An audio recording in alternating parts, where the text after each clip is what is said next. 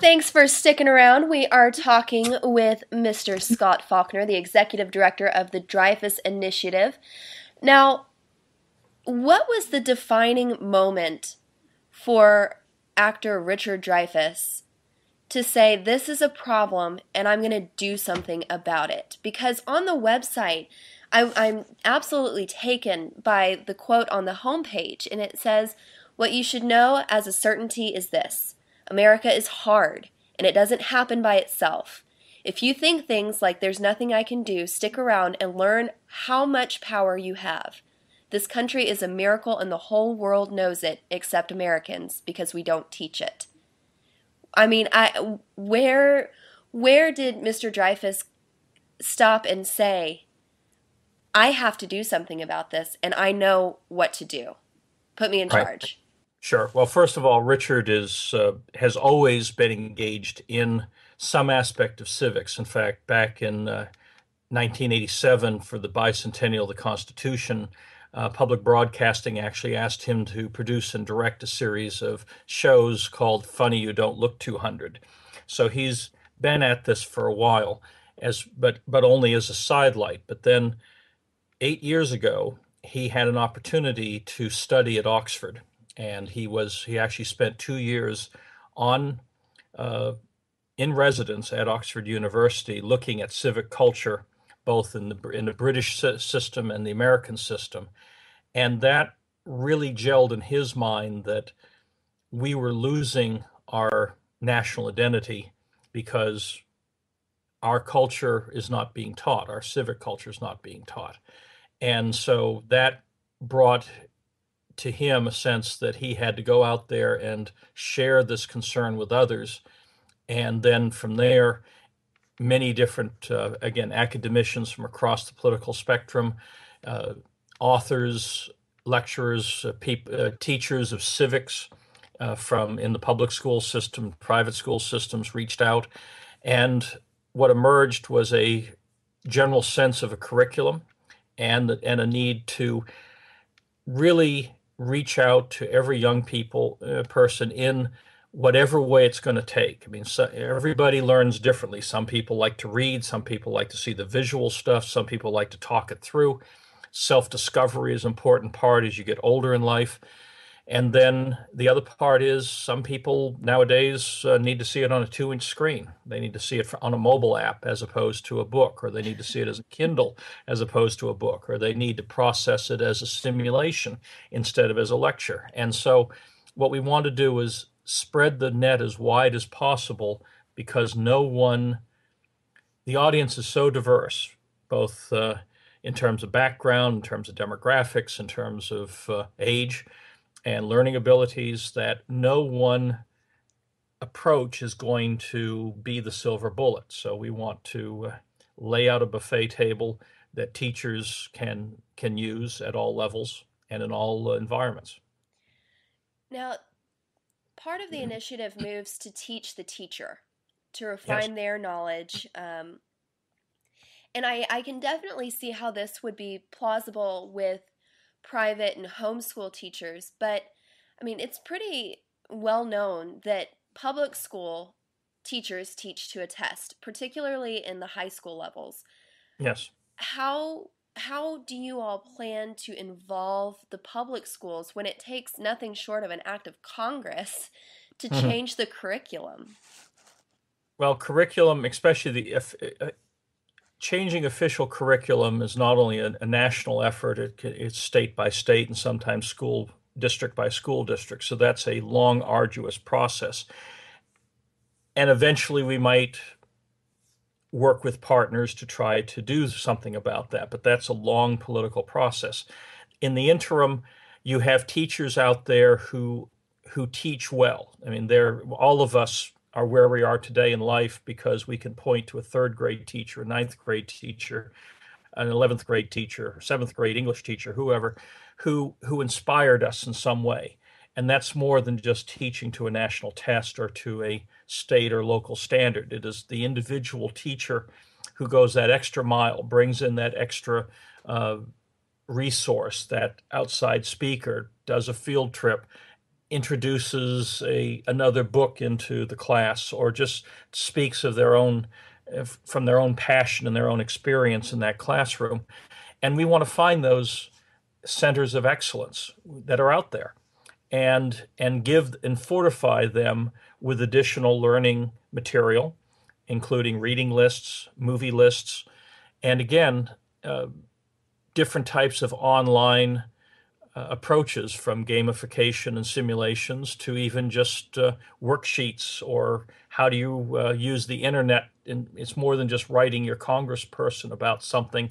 Now you can email that congressperson, and how to do internet research, go beyond just Wikipedia, and really delve into the depths of some of these issues using the web. So these are things that in a world of strategic change, and we're looking at a multi-year strategic cultural shift of this country's curriculum to fortify our civic culture, it's finding best practices that are already existing, so that we're not reinventing wheels, although we may find that we have areas that we still need to develop our own content because it doesn't exist.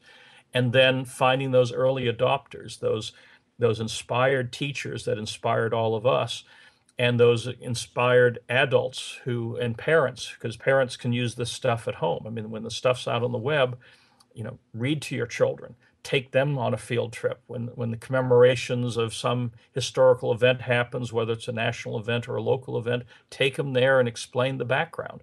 I mean, these are things that are very basic, but something everybody can do. And those are the kinds of things we want to get in people's hands. Well, I like the idea of taking it a teacher by teacher approach, because there are tremendously inspiring teachers out there. Absolutely. And they can find more information on your website, again, the dreyfusinitiative.org, under it's what you can do, right? That's the name of the tab, what you can do. Absolutely. Mhm. Right. Okay. And it has a drop down window, and has, as an individual, as a teacher, as a public, and as a journalist. I mean, I think that's one of the best ways to go about it, honestly, and in my humble opinion, just Absolutely. because those teachers who are already willing to go the extra mile, I think would benefit from the guidance that you guys have put out there. So, to all our teachers listening, definitely check them out and see what you think. But the last question that I have for you, sir, is one that has been prompted by a couple of people I've talked to about the project. And throughout the website, there are strong calls for nonpartisanship, that this is all Yes. pre-partisan. It's very fundamental. And we all know that Mr. Dreyfus has made some pretty inflammatory remarks in the past. Oh, yes. I mean, particularly about individuals on the right. And conservatives historically have been big champions of private school and homeschool. It's just school choice. How do you see this unity playing out? Well, I think the key is my background. I mean, I was the chief aide to John Ashbrook from Ohio in the 70s. He was one of the most conservative members of Congress, a member of both American Conservative Union and the National Rifle Association boards. Went on to be Ronald Reagan's director of personnel for his 80 campaign for the transition and into his White House staff. Was Newt Gingrich's chief administrative officer for the House and in his inner circle. So when Richard reached out to me, and we met each other through our mutual love of history and historic preservation, he talked about this being a fundamental, foundational effort that is truly pre-partisan, because it's looking at the founding documents, the founding history of this country, and the founding principles, and his complete embracing of American exceptionalism, that we are different from any other country. As Richard says, we are the greatest answer to civilization since humankind arose. And so when we look at those kinds of issues, it rises above my conservatism and his.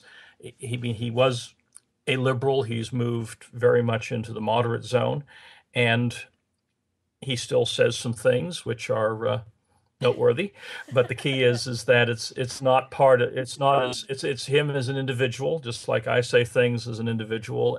But when it comes to the initiative, we recognize that whether you're Obama's best friend or Palin's best friend, we all have the same goal in mind, which is the next generation must be prepared to be effective, engaged citizens, or this country is at risk.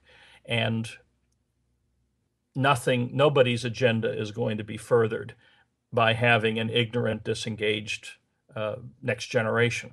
And so that's really where our points of unity are.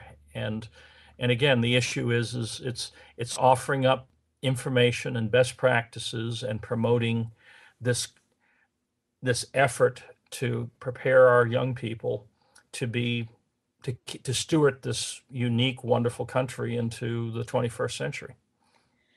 Well, we only have a couple minutes left in our segment, but do you have any upcoming events or any kind of online town halls or for people who maybe have more questions after they go to the website? I think the first thing is that we want to continue to collect best practices. Our list of what you can do is drawn upon from people we've been talking to date. If there are teachers, parents, school districts, things that have worked for them, websites, learning aids, books that have inspired them and helped them, share them. We really want to become a forum for best practices and for getting everyone inspired to use what really works out there. The second thing is that in the first part of May, we're going to be making several major announcements. Between now and then, it's really a preparation time to complete our partnerships, to flesh out our curriculum and learning aids. One thing we will be announcing on the 2nd of May, which is actually the birth date of Robert's Rules. We will be announcing an iPad mobile app for Robert's Rules. So anybody out there who is running any kind of meeting, whether it's a Board of Education or a church meeting or a county commission or whatever, Robert's Rules is the coin of the realm, so to speak. And we're going to provide people with a mobile app that'll be very helpful. Well, that sounds great. I mean, again, the website is thedreyfusinitiative.org, and May 4th is the launch of your curriculum. Yes. Scott, thank you so much for coming on and telling us about this. I'm very excited to see where it goes. And I know that my next guest, Stacy Mott, who is the president and co-founder of Smart Girl Politics, is definitely interested on keeping tabs too, because SGP has championed school choice. So we have a network of homeschoolers and private school teachers who are anxious to see what you guys are putting out. So thank you so much, and we'll be sure to keep tabs on you, sir. Thank you very much. Thank you for this time. Thank you.